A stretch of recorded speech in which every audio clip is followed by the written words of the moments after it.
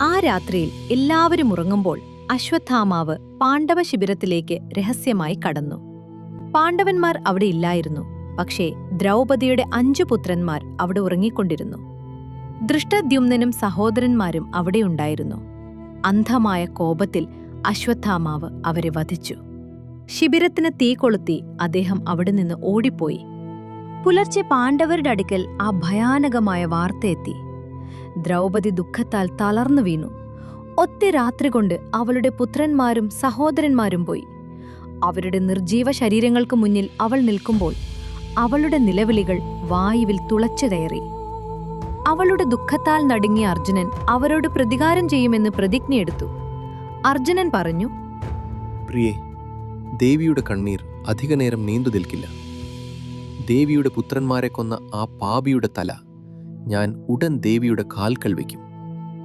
അശ്വത്ഥാമാവിന് എന്നിൽ നിന്ന് രക്ഷപ്പെടാനാകില്ല. അർജുനൻ ഉടൻ രഥത്തിലേറി. ശ്രീകൃഷ്ണൻ വീണ്ടും അദ്ദേഹത്തിന്റെ സാരഥിയായി.